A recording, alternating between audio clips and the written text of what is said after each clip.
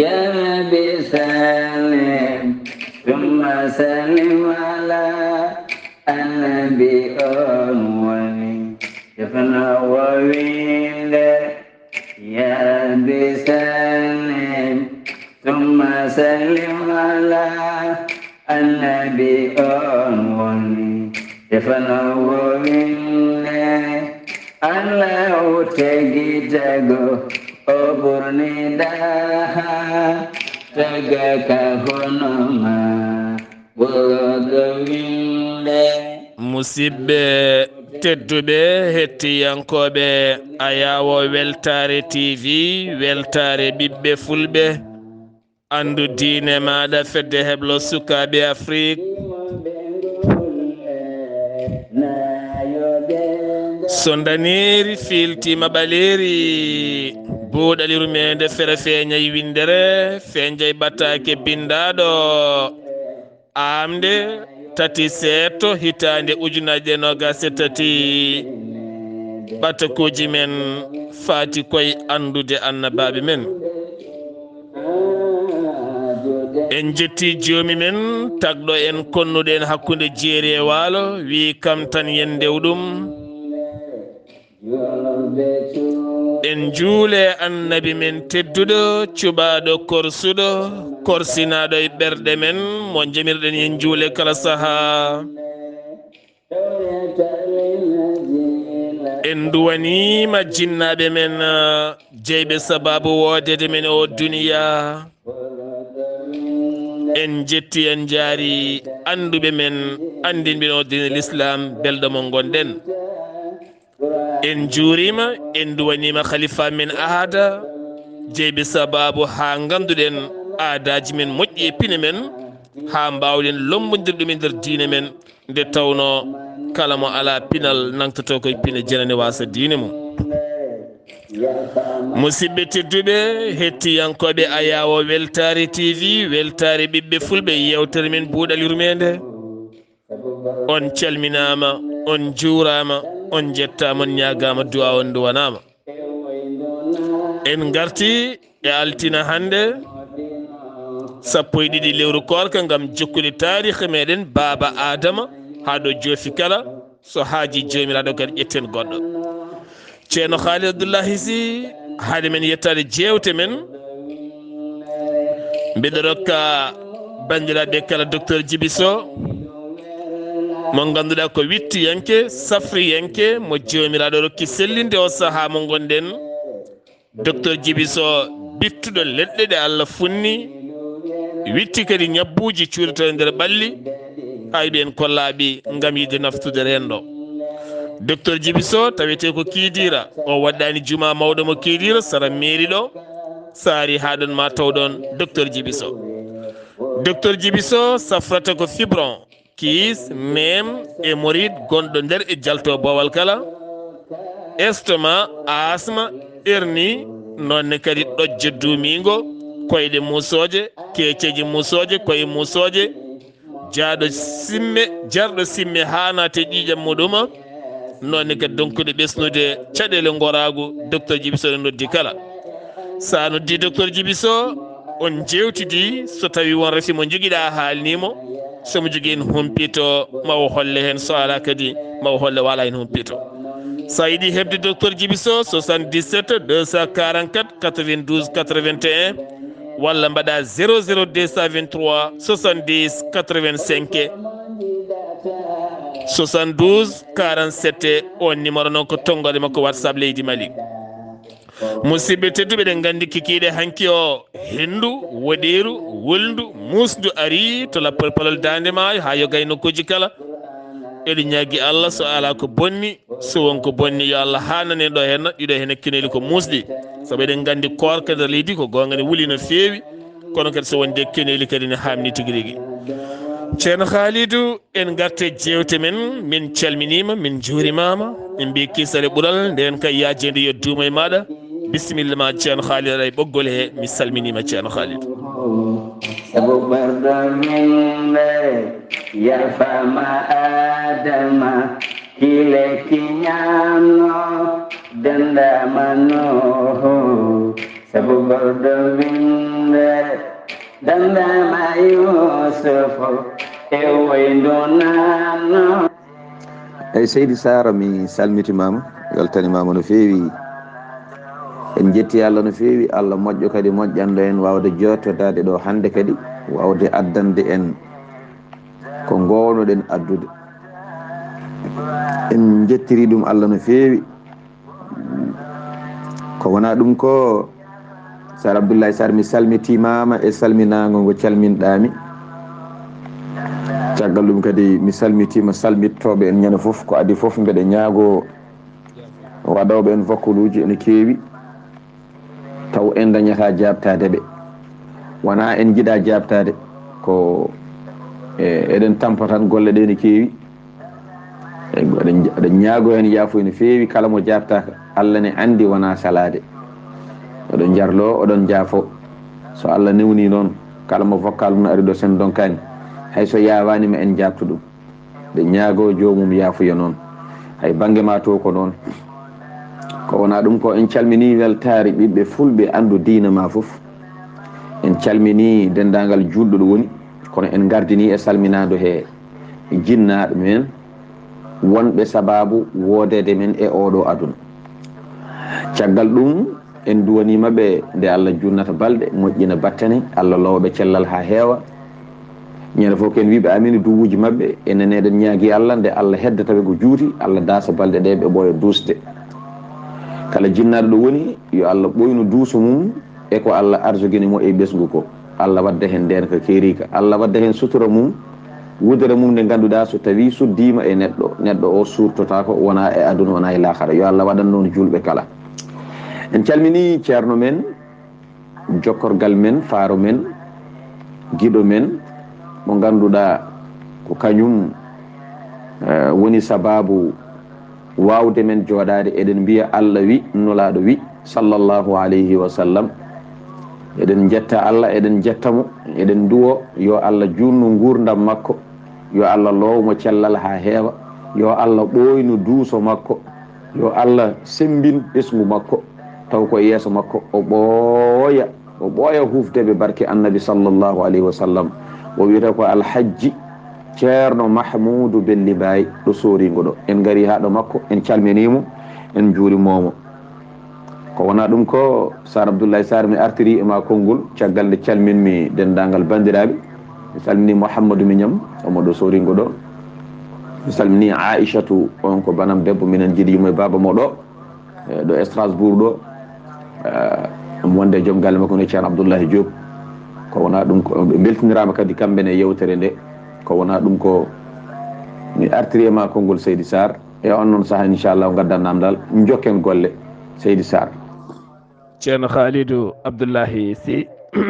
ko duwiɗa ko en mbi allahumma amina ya rabbi kadi ko duwaneɗaɓe ko en mbi amina ya rabbal alamina. nde tawno kala mo andinma harfu goto andinima mo humpinma humpitima kala kumpiɗɗoma hunde ko ceerno maɗa. nde tawno fulɓe mbi humpitade ɓuuri humpede ko batten ɗo henna ko gonɗen koye humpitade kadi gonɗen koye humpidde. a jarama Seydi Sy golle ma jooɗi peewi. en calmini dendagal bandiraɓe kala Mauritanie Mali Sénégal Gambie Guinée ha e diaspora o kala hettiyankoɓen rewɓe worɓe ɗo gonɗon foof e nder gollorɗe moon e nder galleji moon min calmini on ɗon min juurima men ɗon min duwanima en enen kala nde goneten e jaam gonene ɓuural e kisal e nden ka e yajede. ceerno Khalidou hanken garino haɗo baba Adama hankadi ni accinoɗen hanki koɗo baba Adama yiɗi rewde Allah subhanahu wa taala o anda waktuji ɗi ha jomiraɗo neldimo gori ɗo henna holno waɗi. bisimilla maɗa ceerno Khalidou. Seydi Sarr a haali gonga ko ɗon tigui ɗaccunoɗen koto Adama yiɗi rewde Allah o andano o rewrata Allah e on ɗon saaha o ñaagui Allah subhanahu wa taala o anda waktuji dewal Allah ɗi yo Allah andinmo waktuji dewal Allah. Allah subhanahu wa taala jippinani mo ngori mo ganduɗa ngori o itta ko e nder aljanna. ngori o ene mawni foti kono ngaari mawdi ni. ngori o ko danejo tal. Allah tellinanimo on ɗon ngori e to hoɗi ɗo kanko Adama ngori o omo nana joggaali ngoriiji gonɗi dow asman ko toon itta kanko adama o nanata ko woni dow asman kono oɗo ngori so ngoriiji gonɗi dow asman ɗen joggi omo nana ɗin ɗon joggaali kankone o jogga ga joggago ngori ko subhanallah subhanallah ɗi ngoni koye rewde Allah ɗin ɗon so joggi kanko gonɗo ga o ga ngori gonɗo to adama ga kankone o jogga so joggi adama anda waktu dewal Allah yonti adama ummo o rewa Allah ko ɗum waɗi sababu ha joni Sar Abdoulaye Sarr ha joni ngoriji gonɗe e aduna ɗe so tawi on ɗon waktu yoni hankanin fajiri nane feere ene heddi e peeral fajiri ko natti hewde no feewi jiya ngoriji ɗe ine jogga ɗum ko lasli ɓooyɗo adi dañde ɗum ko baba adama en kaali ko heewi en kolli ko baba adama adi gollude ɗen ɗon golle en kaali ko heewi en mbiɗen ɗon ɗiɗon sifaji adi feeñande ko baba adama ko heewi ko eɗen golla ɗo rewino e baba adama walla baba adama rewino hen to banggue golle e to banggue dokke e goɗɗum e ko nandi hen e sifaji wadde noon ngoriji gonɗe e aduna ɗe hande ɗi ñemtinta ko ngoriyal baba adama rokkano e on ɗon saaha ko kanko tan goto caggal yummen Hawwa joni noon o anda waktuji dewal Allah caggal ɗum o ñaagui Allah yo waɗamo no mo andira no rewrata Allah to banggue waktuji ɗi Allah noon tellinanimo oɗo ngori mo kalɗen nde wonde toon ngoriji nen toon Allah addanimo oɗo ngori so ngoriji gonɗe toɗe joggi kanko o ga ngori omo nana kankone o jogga joggali ɗi noon ko subhinaɗi subhanallah ɗum wonata ko e wiide sanare wodani Allah laaɓal wodani Allah Allah ko laaɓɗo e kala ko soofi Allah ko ceniɗo e kala ko yooɗani ɗum wonata koye sennude Allah kala ko lebdani Allah walla ko Allah lebdani ɗum noon ko ɗo goppirno ɗen ay ɗo ngori o watti andindemo kanko baba adama waktuji dewal Allah yonti caggal ɗum kanko baba adama nde o dañi ɗum o watti rewrude Allah sahade ngori oɗo ummi joggi ɗon noon hankkadi o dañi ɗum ɗo o gasni Sar Abdoulaye Sarr o naatani tutle leɗɗe ay ɗo hankkadi o andi waktuji makko ɗi o juulata o dañi ko ine tintinamo ayi tubakoɓe ko ñemtinoɓe tubakoɓe ko ñemtinoɓe ayi ɓe mbaɗi montoruji ne waɗe e montoruji ɗi ne waɗi aɗa wawi nannude hen e kala waktu mo jiɗɗa taw so tawi on ɗon waktu yoni montoro o dilla ayi ɗum firti ko ñemtinta ko ngori o eyyi ɗi ga diwunuji ko Allah addi min ga ko min jeyani ga gertogal gurgal ala aɗa fotta e gertode kono koye lahal tan pottoton walla kam hayso wona e lahal jiyata ɗum ko ene maayi wadde kamɓe ɓe mbaɗi montoruji ɗi ganduɗa so tawi yonti kam mbiyata réveil ɓe mbaɗa hen réveil ɗum findinma so tawi waktu julgol yonti walla so tawi ko haaju goɗɗo findinma fof dey ko ñemtinde kono adi dañde réveil ko baba adama réveil adi dañde ɗum ko baba adama hay sinno ken luɓiɓe konngol ngol eyyi dagla hunde tan joƴƴina sa mo jiɗɗa ummade so yonti ɗum dillinma findinma eyyi baba adama adi dañde ɗum wadde tuba koko ñemtinde ɗum noon Sar Abdoulaye Sarr konngol artay ma e on noon sa jokken golle ceerno Khalidou Abdoulaye Sy golle ma jooɗi peewi ɗo hen latti ceer saabu so tawi en ƴeewi hanki montoraji ɗiya batteɗe sara hoore leeso ɗi windadete ko goriyal so tawi waktu yoni ngal joggat ɗum wonno refiyaji nden haade téléphone ngaji arde ne cona walla noddina walla goɗɗum saabu eɗen gandi ko mbiɗa ko hunde nandine no feewi saabu enen tubakoɓe kala ken lasli goto kamɓe ɓuuri tan fertude kedi mbaɗi wone gueɗe gueɗe ceerno Khalidou Abdoulaye Sy a joofima baba adama andi hankkadi ni dewe mum Allah ɓayde wo andi dewe makko Allah wo gayni kanko tan e nene Hawwa goni ɗo holko wonti golle mabɓe ceerno Khalidou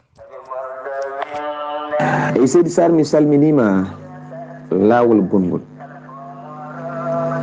mi weltima kadi namdal ma mbiɗa wonde caggal o andi dewe makko Allah o faami hankadi sahande o rewata Allah o dañi ko ene tindinamo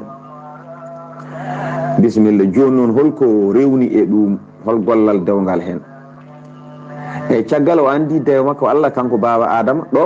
o natani ko lorde leɗɗe baba Adama o natani ko lorde leɗɗe baba Adama lori leɗɗe nde wonnoon on ɗon saaha aduna o ala leɗɗe no feewi ene waɗi leɗɗe ni wona ala kono noon wona ko sari ha ɓurti o tuti leɗɗe kanko baba Adama e nokku mo wonno wona nottu ko nokku ñaargo heewani leɗɗe o tuti leɗɗe e saraji ɗo hoɗi ɗo kanko baba Adama on ɗon saaha nde o tuti leɗɗe o gasni o asi boyli ɗo ɓe daña ndiyam baba Adama adi tutte leɗɗe baba Adama adi asde boyli ayi o tuti leɗɗe o asi boyli ko caggal ɗum o fuɗɗi maade ɗo ɓe poti wonde nokku biyeteɗo suudu ko caggal nde o tuti leɗɗe caggal nde o asi boyli ay fof ɓe ngalano suudu ɗo ɓe goni ɗo ɓe mofti ko caggal ɗum kanko baba Adama o darni ko wiyete suudu o darni suudu kanko baba Adama eyyi ay ko woni e aduna he ko pop on ɗon saaha ko telli e aduna o dañi duuɓi 105 pawɗi ko telli o immi aljanna o ari e aduna hade makko tudde ɗeɗo leɗɗe o dañi duuɓi 105 pawɗi e dow leydi kono o meeɗano jogade suudu koye boowal tan o wonno joni noon nde ummiti Makka hajju makko gadiɗo o arti ko nden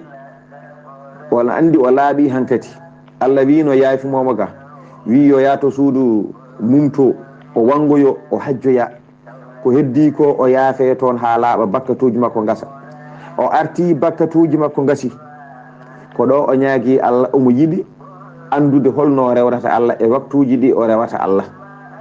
Allah waɗanimo no waɗanimo ni en dewi hen joni jarani reftude caggal ɗum noon o natani tudde leɗɗe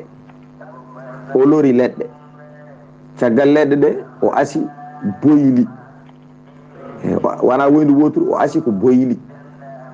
caggal asdemo boyli o fuɗɗi noon darnude suudu holtoɓe poti hodde kanko e yumma Hawwa ayi o mahi suudu kanko e yumma Hawwa ɓe koɗi hen caggal nduɗo suudu ɓe koɗi yi hen ko nden Allah jippini e dow makko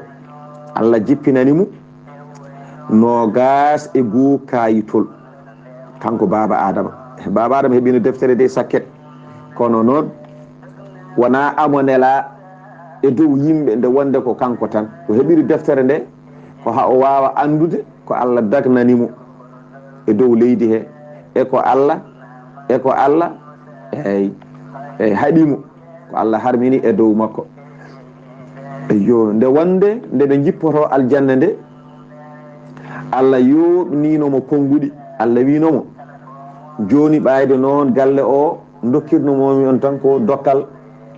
laaɓngal taw alda e coggu kono mi andi onon dokkal saabi Allah moƴƴanta on onon ko wiyete leñol neɗɗo ko joni jeehe aduna telloɗe less mami neldoy on neɗɗo mi neldoy on nelaɗo mi nela toon wooda mo nelmi toon mi tottamo deftere nde ene winda hunde nde ene waɗi yen jamiroje ine waɗi kade ma ɗum aroy so tawi ɗum aroyi e on ɗon saaha mo on gandu ko poɗɗon wadde e ko on potani wadde eyyi Adama da yahata Allah yomnimo ɗum ɗo Seydi Sar ɗum noon konngol arti e ma on saaha jokken golle est ce que Adama wonti tuttowo leɗɗe caggal mum gaye darni suuduɗo hoɗi caggal muɗum jomiraɗo neldimo ɗereji ɗi no mbiruɗa kene foti wonde 21 ɗerewol ngam andudemo holno rewrata Allah walla kaɗe makko ceerno Khalid Abdoullahi Sy ɓayde kanko baba Adama Allah jippini e makko 21 ɗerewol holko windi e nder ɗiɗo hen ɗereji ay Seydou Sarr mi salmitimama lawol gongol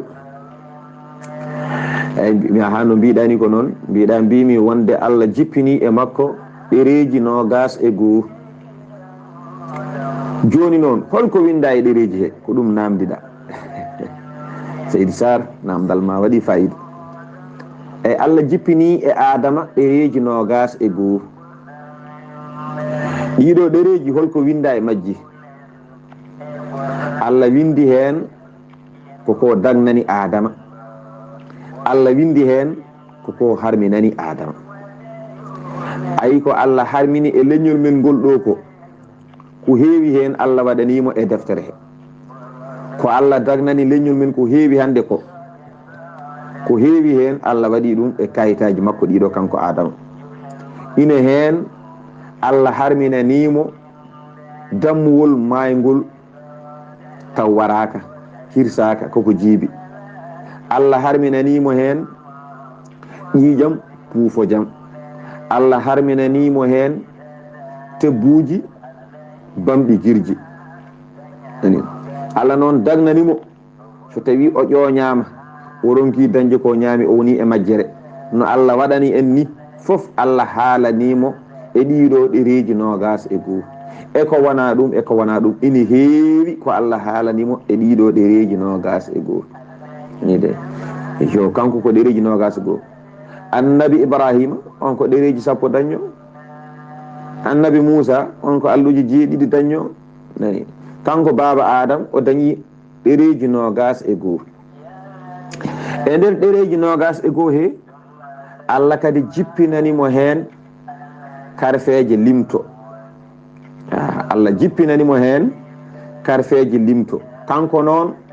ko hokka e karfeje limto ko fodde nogas e jeenayi harfu limto o totta alkuule nogas e jeenayi kanko baba Adama ko ɗum o totta aɗa andi enen dokkeɗen ko 17 harfu enen ko 17 harfu kanko baba Adama o totta ko harfuji nogas e jeenayi alkuule nogas e jeenayi ko ɗum o tottano eyo joni noon Allah tellini ɗum e deftere he sibi kanko baba Adama o meeɗa janngude e on ɗon saaha o adi jippade ɗeɗo alkule ɗe Allah jippinanimo nogas e jeenayi o meeɗano janngude joni Allah addanimo deftere alay sago o addane alkule o wawa janngude alkule ɗe Jibril hollamo o faama alkule ɗe so faami alkule ɗe o faama hijjo ngo so faami hijjo ngo o rendina o tara o wawa janngude ko woni e ɗiɗo ɗereji nogas e goo ko ni Allah waɗanimo janngude hijjo limto gasnama jangga hijjo gasna fuɗɗo tarde ɗum ɗo no mbatten joni ni wona emen fuɗɗi ko guila e baba Adama wadde a faami gurdam men fof ɓayde koko moƴƴi hen ko fof rewi to Adama to hade yum yettade men wadde enen ko mbawɗen jogade ɗo fof ne jogui lesdi to ummi ko e bam men ko ɓuuri hewde ɓayde kay ko gueɗe moƴƴe ɗe wona gueɗe bonɗe ɗe noon gueɗe moƴƴe ɗe ɗum noon ɓayde ko noon ko ni ɗum sifori e on noon saaha alkule ɗe jettimo woni karfeje ɗe o jangiɗe o andiɗe eyyi ha o wawa janngoyde ko winda e ɗereji ɗi o addanaɗi hay goto noon hattanta ɓeydude e ɗiɗo harfuji ɗi Allah addanimo hay goto hattanta ussude ɗi e ñawore Allah ko ɗum woni ko windi ɗum noon Seydou Sarr konngol arti e ma e on saaha mbawen jokkudugol est ce que ɗemde kewɗe jalti jafoɗon yimɓe heɓene mbiya eɗen kewdirmali mataw ko galas o en ñaguima yafuya enen jarta galas kadi en jarta ji ɗum noon mataw hande ko ni tan dande finiri ceerno Khalidou en beltima no fewi ɗemde kewɗe jalti koye Adama saabu hay ɗemgal men fulfulde ne inditire asli mum guila toon ɗo henna kadi fahamamu e moƴƴo heɓama ɗo henna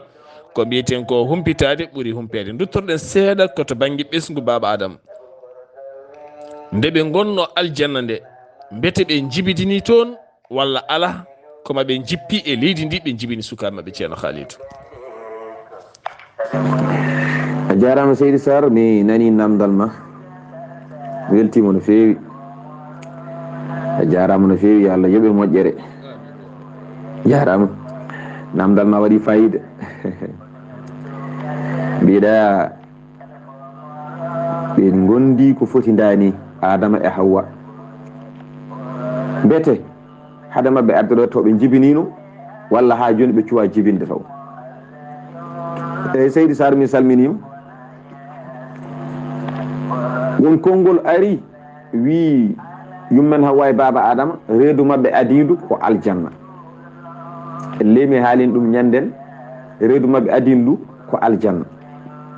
Reedu adindu ko Qabila e funere mum de. Won konngol ko noon wi kadi ɓen jibina ko aljanna. Kono won konngol bingol ala, ɓe jibinani aljanna hay gotel. Ɓe jibinani aljanna hay gotel. Koɗo baba Adama en ñaami lekki kiiɗo ko ɗo henne yummen Hawwa yi ko wiyete ƴiƴam. Ɗam ƴiƴam woni hande ɗam rewɓe jiyata, biyeteɗam fiilayru. Joni noon ko caggal ɗum ɗam ƴiƴam nde yi ɗum kanko yummen Hawwa o rendani e baba Adama ha ɓe jetti ɗo kalten ɗo. Sona nde ɓe jiidiroy to Makka to Arfa ɗo, ɓe jiidiroy ɓe gartiri ko nden hankadi ɓe batti yiidirde. Wiyama o jibinani aljanna nde ɓe tellide kadi ɓe gondani ko joni ɓe jiitodiri to Makka to hajjoyno kanko baba Adama ɓe jiidiri nokku Arafa ɓe maɓɓodiri kisa Adama funni o hoodde hindu nawrimo kanko yummen Hawwa. Nde Adama addimo ko nden ɓe batti yettodirde. Ay nde ɓe jettodiri ko caggal ɗum, caggal ko kalɗen ɗo ko fof eɓe gondi ko nden yummen Hawwa ƴetti sowi. Nde yummen Hawwa sowi hankadin reedu ndu ko woni toon ko ine dilla o meeɗani sowade. Ngol ɗo konngol ɓuri tengtude, o meeɗano sowade. O meeɗano sowade, yo ɗo meeɗano sowade ɗo o sowima ko woni nder reedu he ko watti dillude kanko yummen Hawwa o huuli. O huuli gueɗe kewɗe kulɓinimo, gueɗel gadiguel hulɓindemo ko woni nder reedu makko ko adi foof holde jogori yaltude. Sabi o meeɗa sowade, o anda no foti jogori wonde toon, ene andimo ene heewi dille, o anda holde jogori yaltude. Ɗum ko goho. Gueɗel ɗimmel ngel o anda ɗum ɗo so yalti mbete nandata ko e mabɓe walla nandata koye kulle ladde walla holko nandata. Joni noon kanko o huuli, baba Adama ari andi ko kulɗo kamɓe foof ɓe gone ñagade Allah ko woni nder reedu he ko. So tawi Allah addaniɓe ɗum woni ɓinguel nandi e mabɓe, maɓe jettu hen Allah, ɓe ɓeydo gomɗinde Allah. Ɓe kaali kaɗo haala hay sa ƴeewi to Qur'anil Karim kaɗo haala nen toon Allah ne haalaka toon haalaɓe. Nden ɓe kuli ko woni nder reedu he ko, ɓe lollikini Allah. Kono noon Adama jibini deedi kewɗi, Adama jibini deedi kewɗi o jibdini e Hawwa ɗi daraki. Adama jibdini e Hawwa deedi kewɗi ɗi daraki. O heɓi darodede tan ko deedi 10 e jaafa ɗon deedi 20. Yumma Hawwa e bammen Adama keɓi darodede tan ko deedi 20. Kono noon ɓe dañino ko heewi ko adi, kono ala hen ko dari. Kala hen ko ari noon ɓe dokka ɗum inde moƴƴere Abdoullahi en e ko nandi hen.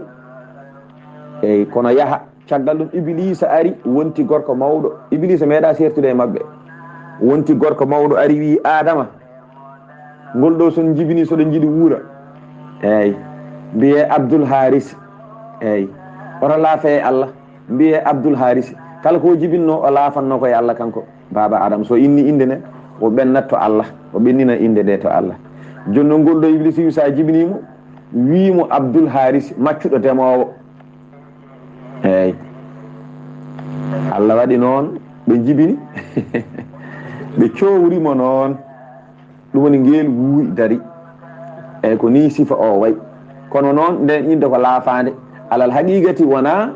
to banggue gonga wona nden inde ɓiɗɗo o noddirte kono ɓe laafi hen nde ɓe ginni ɓiɗɗo ha gasi ɓe laafi hen nden inde ayi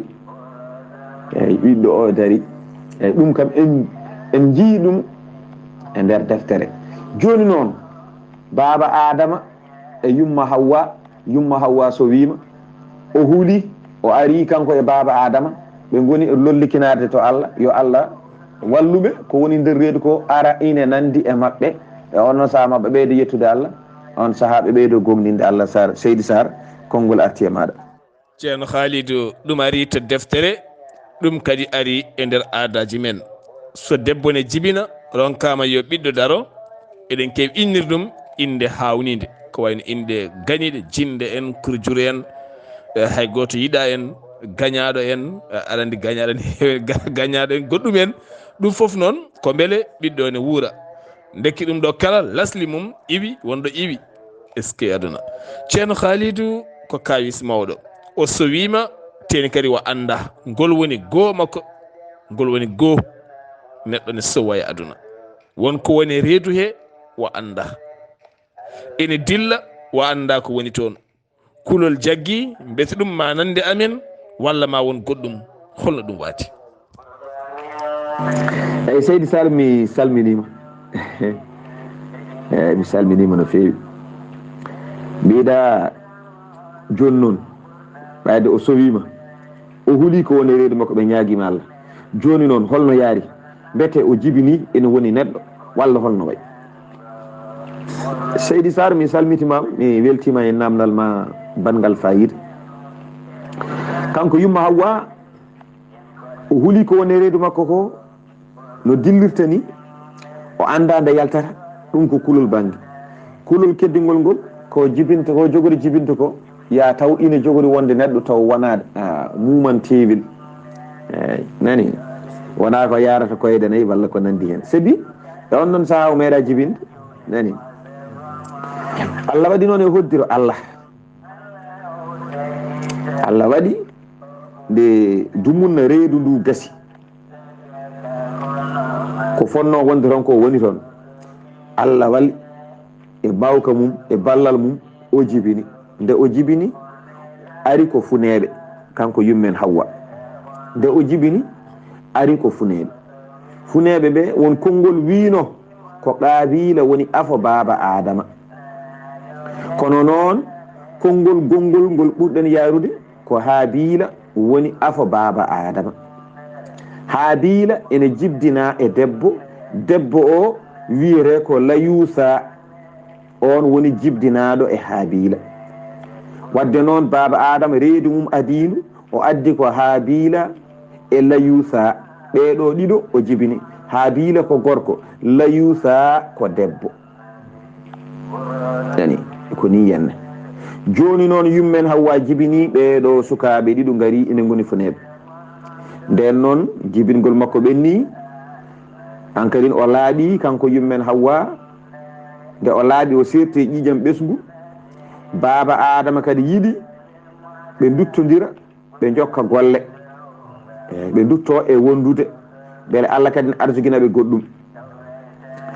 yummen Hawwa sali o saloraki noon wasde ɗoftade kanko yummen Hawwa ala o salori ko nde o jibinta nde o tini musalla jibingol o jibini kono o tini musalla jibingol joni noon o laaɓi o serti e ƴiƴam ɓesgu baba Adama yiɗi ɓe duttodira to banggue lelde e on ɗon saaha kanko yummen Hawwa o sali o saloraki noon salade to banggue needi walla ko nandi hen ala o saloraki jeyde hoore makko kadi ala o salori ko musalla jibingol o wi ɓayde ɓooyani ko jibini yoɓe ɗaccu ha ɓooya haw fofto eɗen gandi ha joni ɗum ina heddi ganden ɗum adi ko yummen Hawwa serani noon kanko baba Adama yummen Hawwa salima o deeƴi kono noon serani jo e jo foof o arta yummen Hawwa o ɗaɓɓa yoɓe jettodir Hawwa ɗo woni ɗo ene yiɗi wona yiɗa kono noon ene huuli sabi jibingol ngol ene waɗi musalla o ene muusi joni noon baba adama saaha fof ene ruttina e makko ine ruttina e makko yummen Hawwa wimo min wona salanadema gondumi ko alhaali jibingol ngol muusi e yam no feewi fami aɗa andi rewɓe ha yetti oɗo zamanu mo gonɗen so tawi tuuyo gonɗo hakkude gorko o feccama hakkude gorko e debbo e ko defte bindi gorko jeeyi ko gotel so tawi waɗama 10 gorko jeeyi ko gotel debbo jeeyi 9 kono noon rewɓe peññinta ko ɓuuri heewde sabi gacce joni noon inena usto kono noon nden ko noon wano kanko yummen Hawwa wona o yiɗa kono noon o miijoto ko jibingol ngol e hoddira Allah noon baba adama waddi hen tan kisa ha foolimo e on saaha ɓe batti yettodirde Seydou Sarr konngol artema on saaha ngara jakken golle inchallahu taala musidɓe tedduɓe haalde gurdam baba adama enene Hawwa ene dagani en ene waɗi baraji haalde men gurdam annabi men tedduɗo sallllahu alayhi wa sallam no jibinira ene wondire sudde mum ene dagani en jafoɗon koy sosoɓe ɗaccema hankkadi ni sosoɓe jajaɓe ananɓe gueygueɓe hankkadi ɗacce danande mi tampi wona walla ceerno Halidou ɗum foof ne dagani en kono enen haalde gurdam jinnam men mbiyeten ko haaletake kono gurdam foti ko haalede ne waɗi deftere saabu ɗo jonko deftere mawde woni ɗo debbo so sowima omo jogui kulhuli mawɗi gorko makko ne jogui kulhuli mawɗi hawa hefto so heftima gorko o ne yiiɗa arde e makko debbo huula salot ɗum jeeyi sababu noon enen fulɓe mbiyen yo yawo rentoyo yo rento gorko o faya galle yummakko en o wona toon hawo titta o arta saabu woni worɓe ne goodi so debbo mabɓe jibini ɗo ne dumuna seeɗa ɓe jiɗata ko yettitade ɗum debbo huula ha waɗa caɗele walla ha waɗa piile walla waɗa tikke ɗum jeeyi sababu wiyede debbo yo ya rentoyo a jarama ceerno Halidou ene laaɓi ceer en nanni baba adama nana rewi hen ene ñagone force ene ñagone force o heɓoyi walla o heɓani ɗon holno wayi ceerno Halidou eyyi Seydou Sarr mi weltima no fewi namdal ma mbiɗa joni o forcimo o wawni Hawwa beele o folimo tigui rigui ha ko yinno ko o dañi walla o ronki walla holno ɓe mbaddi eyyi Seydou Sarr mi salminima aha o heeɓi yummen Hawwa nde o waddema koko juuti Allah waɗi o heeɓi yummen Hawwa o fooli ɗum hay sinno ɗum lelti seeɗa fakitani kono o fooli ɗum ɓe jettodiri caggal ɗum kadi yummen Hawwa ƴetti reedu ɗimmuru yummen Hawwa ƴetti reedu ɗimmuru e on noon saaha kadi o fuɗɗima andude lawol ngol saabi o sowinoma adan gooɓe jibini woni neɗɗo o ɗamini hankkadi ko jibina fof ko noon wayata gueɗel ɗimmel ngel o andi dumunno mo wonno e reedu adin ndu o ɗamini ɗimmuru ndu kadi ko noon waɗata ɗum waɗi reedu ɗimmuru ndu ɓe kebbinani hen dille ɓe jooɗaki tan eɓe nodda Allah ala saabi hankkadin ɓe gandino wayi eɓe ɗamini ko noon tan wayata wona gandal kono ɗaminare mabɓe ene hen ko ɗon tan rewata nduga rewi ɗo e on noon saaha noon kadi o jibini ndun ɗon reedu caggal dumunna reedu ndu timmi reedu ndu ari kadi ene woni funeɓe ene woni funeɓe ɓen ɗon funeɓe ko gorko e debbo gorko o wiyete ko Qabila debbo o wiyete ko Iqlima gorko o wiyete ko Qabil debbo o wiyete ko Iqlima nani ko noon wiyete eɗen gandi baba adama ko jibdini e Hawwa ko deedi nogas baba adama jibidini e Hawwa ko deedi nogas kala reedu woni hen ko ɓiɗɗo gorko e ɓiɗɗo debbo kala reedu ko ɓiɗɗo gorko e ɓiɗɗo debbo woni hen wadde baba adama e yumma Hawwa sa rendini ko ɓe jibini ko foof ni gorko hen debbo hen ko capanɗe nayo ɓiɗɗo ɓe dañji kanko baba adama e yumma Hawwa eyyi joni noon e hoddiro Allah baba adama o dañi ɓeeɗo ɓiɓɓe kala reedu ko ɗiɗo so wona reedu sakkitindi ndu reedu sakkitindu ndu ndun ko siisu nde wonnoon baba adama sukaɓe makko ɗiɗo meeɗi habde ma en gar e ɗum nde ɓe kaɓi hen goto wari goɗɗo de ɓeeɗo ɗiɗo jibinaɓe reedu adin ndu e reedu ɗimmuru ndu kanko baba adama ɓiɓɓe makko funeɓe adiɓe e rewɓe hen ɓe gossodira rewɓe ɓe afɓe makko ɓe noon reedu adinu ndu e rewndu hen ndu biyeteɗo haabila o e biyeteɗo ɗabila o ko ɓen kamno ko kamɓe ponno wossodirde goto fof nawa funere goɗɗo o haabila noon on debbo mum on funere mum nde wona yonde ɗabila funere mum nde ko yonde nde Allah jippini yamirore mum yoɓe gossodir goto fof nawa funere goɗɗo baba adama haalniɓe o sali kanko qabila heɓɓiti wi baba ɗum ɗo wona Allah yamiri ɗum ɗo ko yiyande ma tan ko an tan wela aɗa waɗa no welduma e sharia ma min noon mi jaɓani min funeram nde ko nden desanmi ay ma en kaal on ɗon sifa no wayi kono noon ko jiɗɗen haalde ko nde on wari oɗo de ha ɗabila wari haabila baba adama seedata ene waya ñande fof ko boyowo kadi ma en kalno ɗum wayi holno ɗabila warda holko woni sababu holno ɓe ñawdirno holto ɗum tawi baba adama nani nde baba adama arti holko waddi e makko hakkude ɗabila barnoɗo haabila o kadi holno wardi oɗon hol feere nde o dañi holno yiri feere nde haw warimo saabu alano mennoɗo mayde e on ɗon saaha caggal ɗum kanko Allah subhanahu wa taala holno wadde ɗabila barnoɗo musidɗo mum o ɗum ɗo fof so Allah jaaɓi ma en kal ɗum inchallahu taala caggal ɗum ɗo fof noon baba adama no woyirtani wonde ɓiyum oɗo warama afo Allah noddimo wimo deƴƴuma mi lomtinane ɓurɗomo ɗum woni Allah addoyi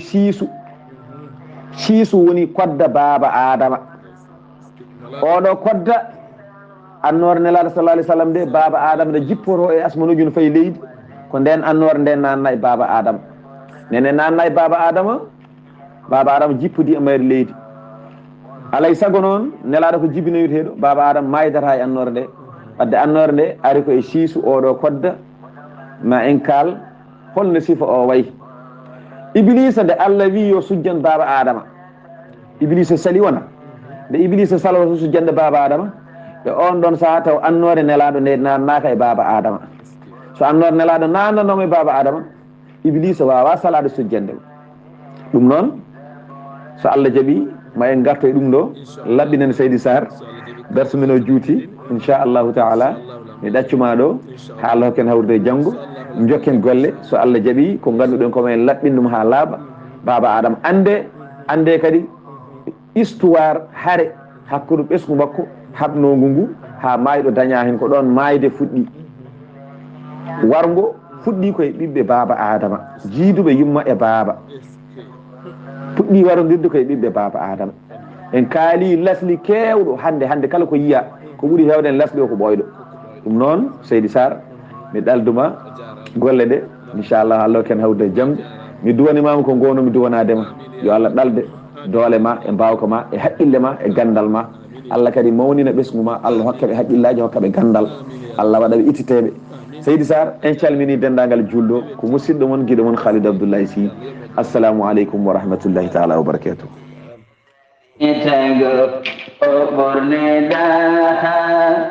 tagaka honama borodo winde yimo bengolle na yodengame jamajibine de borodo winde yimo bengolle na yodengame jamajibine de borodo winde julde jude mando bodmanta annabi borodo winde julɓe cuute juuɗe mondo mboɗo manta annabi ɓurɗo winde tawretalinaji. a jarama ceerno Khalidou Abdoullahi Sy golle ma jooɗi peewi min beltanimama no feewi ko duwiɗa duwañiɗami ko mi wi allahumma amina ya rabbi ya rabbal alamina yo Allah subhanahu wa taala jaabo duwa o watta ɗum baade moƴƴere e ɓuural e jurum e korsa e yaajede wanjo e men enen kala e dendagal bandiraɓe julɓe e windere nde kala wontani men jaam ha enen kala gonen e jaam. A jarama seydi Sy golle ma jooɗi peewi min beltima no feewi a rokki yewtere nde haqqe mum a rokki yimɓeɓe haqqe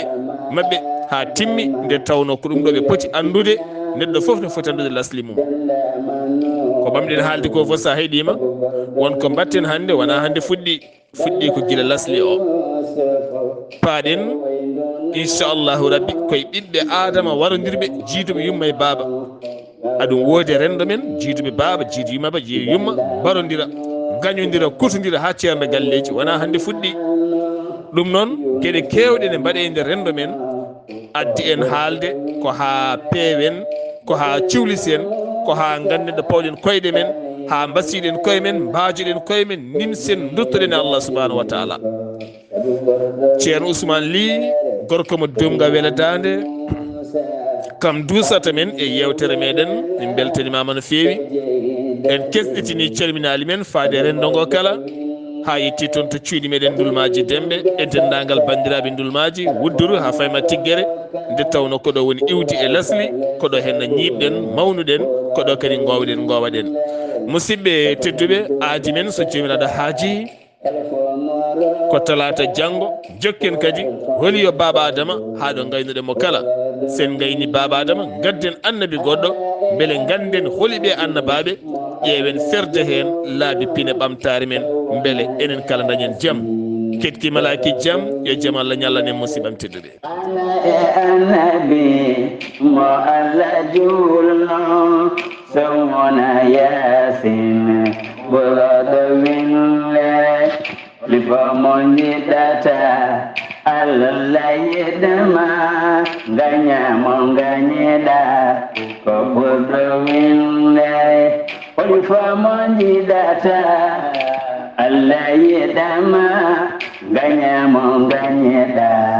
ko ɓurɗo wille ngabbani dow kammo hasno yaademo sana Muhammadu ɓurɗo wille ngabbani dow kammo hasno yaademo sana Muhammadu